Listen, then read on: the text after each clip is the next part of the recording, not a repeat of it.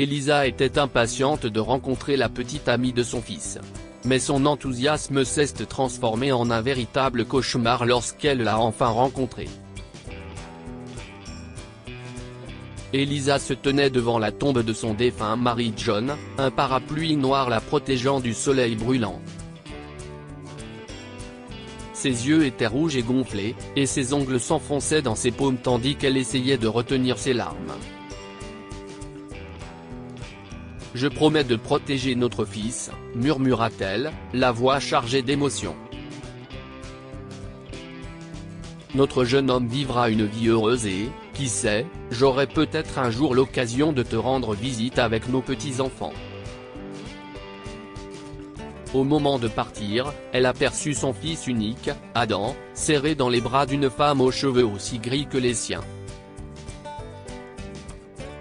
Même si elle ne pouvait pas voir le visage de la femme, elle savait qu'elle n'était pas jeune.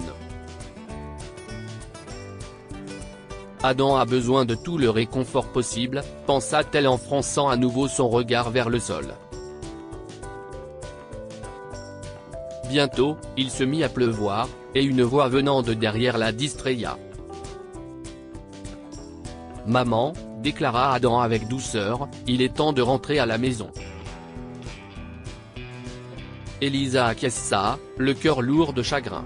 Elle savait qu'elle devait être forte pour son fils. Il menait une vie trépidante et était venu de loin lorsqu'il avait appris la mort de son père. Après les funérailles, elle lui avait demandé de rester quelques semaines, ce qu'il avait accepté. Elle est dans le salon quand Adam surgit de sa chambre en costume pointu à l'air bien.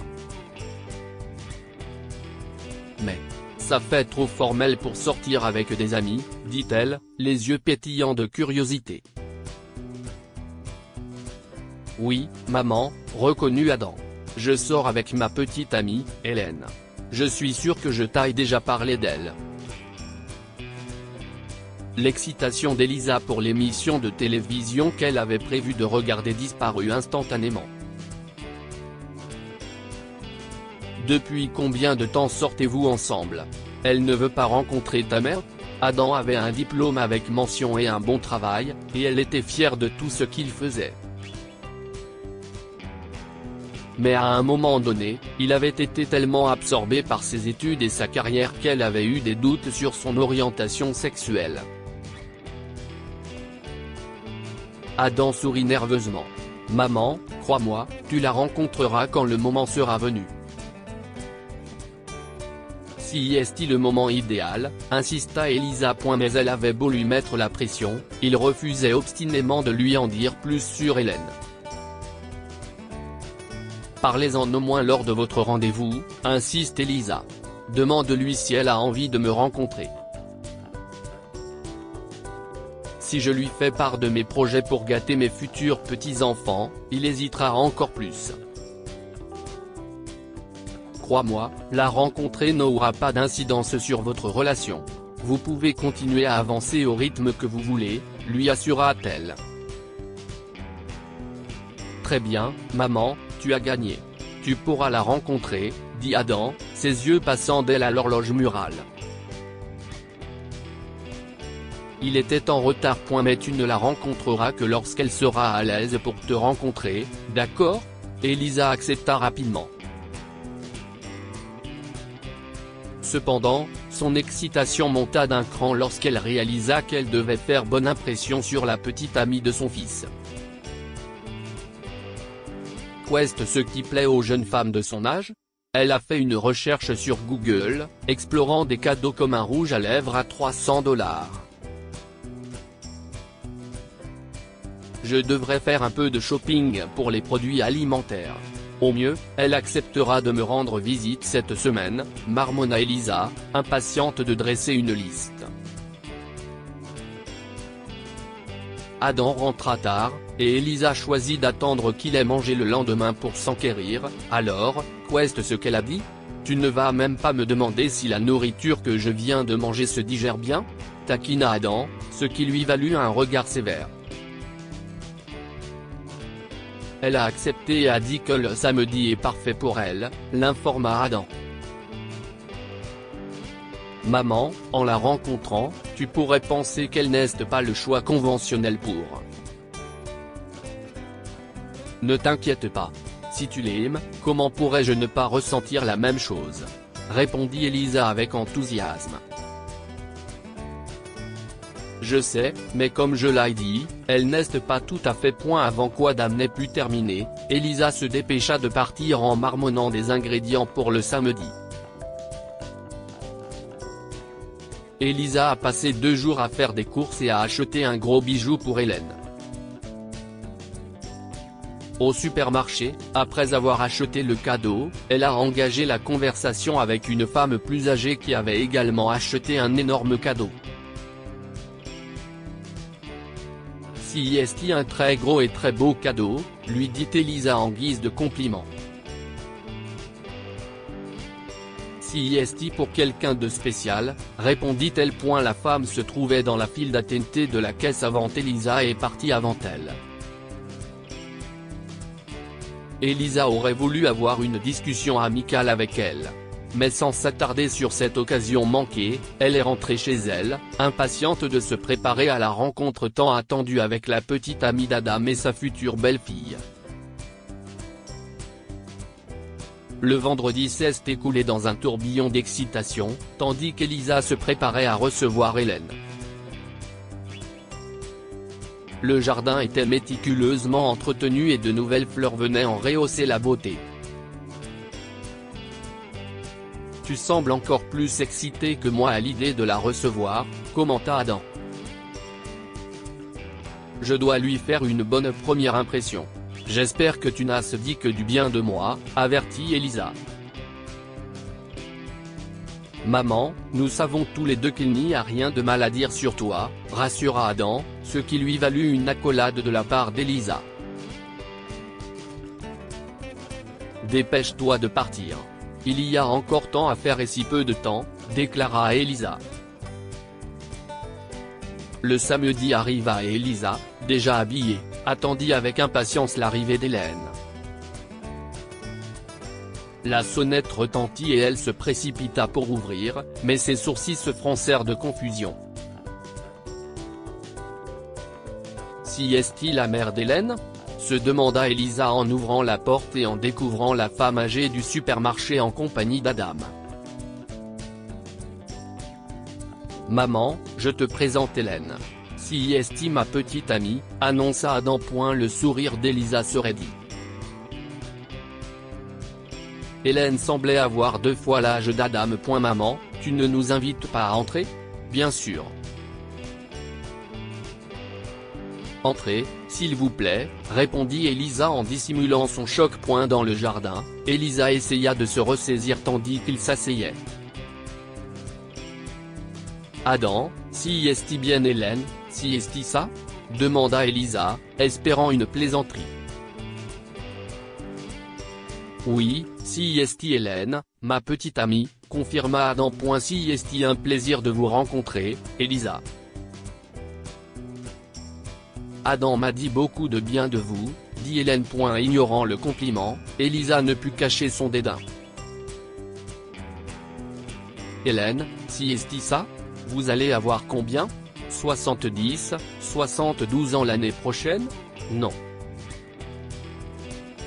J'aurai 52 ans, répondit calmement Hélène. Alors dites-moi, que faites-vous comme travail, ou êtes-vous déjà à la retraite ? Demanda Elisa aussi calmement qu'elle le pouvait, même si elle bouillait intérieurement. Je tiens un blog, répondit Hélène, et Elisa poussa un soupir. Des enfants ? Demanda Elisa. Je n'en ai pas, répondit Hélène en secouant la tête, et Elisa hocha la tête pour montrer qu'elle s'y attendait. Maman, fais-moi confiance. Hélène est vraiment géniale. Elle a un blog incroyable avec des milliers d'abonnés, se défendit Adam, en prenant sa tablette pour la montrer à Elisa. Oui, il s'appelle Help from Hélène, l'aide d'Hélène. J'aide les femmes dans les situations difficiles, a ajouté Hélène avec fierté. Vraiment ? Parce que j'ai un problème pour lequel j'ai besoin d'aider, déclara Elisa, refusant de voir la tablette. Mon fils ramène soudain à la maison une femme assez âgée qui pourrait être sa mère. Aidez-moi, Hélène, s'il vous plaît. Que dois-je faire, à votre avis ? Maman, s'exclama Adam, mais Hélène répondit hardiment, je vous conseille de soutenir votre fils et de lui faire confiance pour trouver son propre bonheur, sans être trop rigide et lui mettre des bâtons dans les roues. Elisa perdit son calme et se leva d'un bond. Pour qui vous prenez-vous ? Une femme d'une vingtaine d'années qui tombe amoureuse pour la première fois ? Vous n'êtes rien d'autre qu'une vieille femme délabrée qui essaie de s'accrocher à un homme plus jeune qu'elle. Maman, dit doucement Adam, essayant de l'arrêter, mais Elisa continua son attaque verbale. Vous pensez que je ne sais pas qu'une femme comme vous ne pourra jamais aimer mon fils, et qu'il ne pourra jamais vous aimer en retour. Dans 10 ou 20 ans, vous ressemblerez à sa grand-mère décédée. Que pensez-vous qu'il se passera alors ? Vous n'avez pas d'enfant, et si est-il pour cela que vous pensez pouvoir voler et utiliser mon fils unique ? Gémit votre fils, et il m'aime, hurla Hélène en se levant.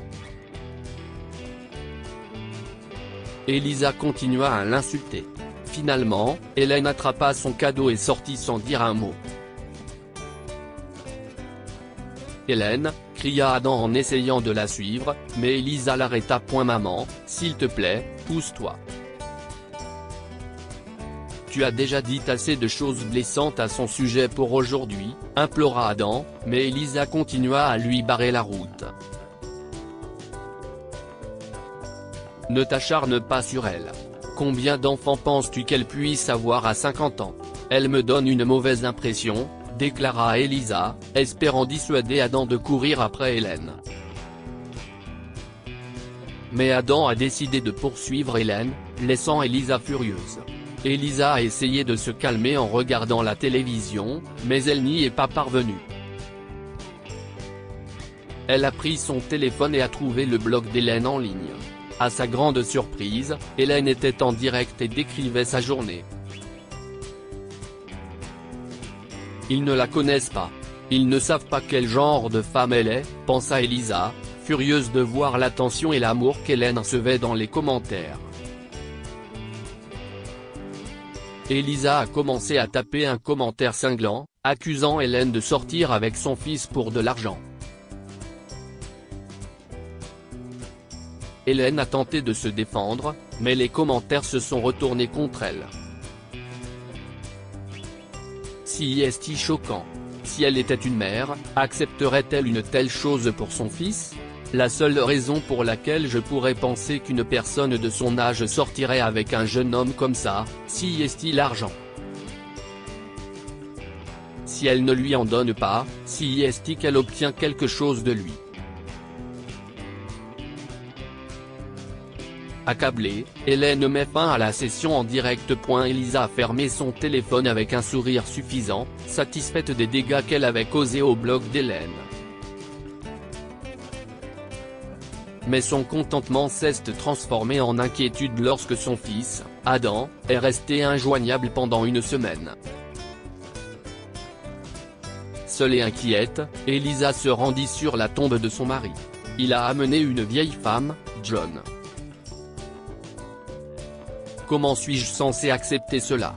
S'écria Elisa, qui avait désespérément besoin de soutien. Alors qu'elle sèche ses larmes, elle aperçut Hélène qui s'approchait. Qu'est ce que vous faites ici ? Vous êtes venu me rencontrer sous le prétexte d'un deuil ? Hurla Elisa. Je ne suis pas venu ici pour vous chercher, si est-il une coïncidence, essaya d'expliquer Hélène, mais Elisa ne l'écoutait pas. J'ai entendu parler de femmes comme toi avec des visages innocents qui se promènent. Je ne suis plus avec votre fils. Laissez-moi tranquille, répliqua Hélène et s'éloigna, laissant Elisa stupéfaite. Soudain, Elisa remarqua une épitaphe à proximité, Marie aimant et dévouée d'Hélène. Choquée, elle réalisa sa grave erreur et se lança à la poursuite d'Hélène. Hélène. Attendez, s'il vous plaît. Qu'est-ce ce que vous voulez? Vous n'en avez pas assez dit? Hurla Hélène en larmes, tandis qu'Elisa l'arrêtait. Je suis vraiment désolée. Je ne savais pas que tu avais perdu ton mari et toutes les choses que je... Commença Elisa, mais elle fut interrompue. Hélène se contenta de partir. Elisa was regretting her action now. When she checked Hélène blog later, she realized Hélène hadn't come live since the heated exchange on the blog. Elisa, feeling terrible, recorded a video seeking Hélène help, admitting her shame and embarrassment. I know you're the only one who can help me. Please. Elisa begged. She posted it on all social media channels. But the next day brought no message from Hélène. Le soir, quelqu'un frappa à la porte, ce qui surprit Elisa. En ouvrant la porte, elle trouva Hélène tenant le même cadeau que celui qu'elle avait emporté. Bonjour, Elisa. Je m'appelle Hélène. Je suis la petite amie d'Adam, se présenta Hélène, surprenant Elisa par son courage. Entrez. Je n'ai encore rien préparé, mais il y a suffisamment de choses à grignoter pour que nous puissions discuter, lui dit Elisa, réalisant le grand cœur d'Hélène. Le plan était de cuisiner ensemble et de montrer à Adam que tout allait bien entre eux. Alors qu'il était encore dans la cuisine, des coups forts frappaient à la porte d'entrée les distrayèrent. « Tu attends quelqu'un ?» demanda Hélène. Non, et ça ne peut pas être Adam puisqu'il a les clés, mais je devrais au moins vérifier, répondit Elisa en s'essuyant les mains. Je vais t'accompagner, proposa Hélène. Alors qu'elle s'approchait de la porte, celle-ci s'ouvrit, révélant Adam, qui était inquiet après avoir vu la vidéo d'Elisa. Je pensais qu'il t'était arrivé quelque chose. Pourquoi demandas-tu à Hélène? Adam sermonna sa mère avant de se figer à la vue d'Hélène. Hélène? Qu'est-ce ce qui se passe ici? Ta mère avait besoin d'aider pour faire une tarte aux myrtilles, et je suis Hélène. Si estime mon travail d'aider. J'avais prévu de t'appeler dès que nous aurions fini. Avant qu'elle n'ait pu terminer, Adam l'a interrompue en la serrant dans ses bras. Elisa, réalisant son erreur, s'excusa auprès d'Hélène. Je sens une odeur de brûlé, déclara Hélène en s'éloignant d'Adam, et elle se précipita pour sauver la tarte. Heureuse du bonheur retrouvé de son fils, Elisa se réjouit de l'avenir avec sa nouvelle petite amie. Dites-nous ce que vous pensez de cette histoire et partagez-la avec vos amis. Elle pourrait les inspirer et égayer leur journée.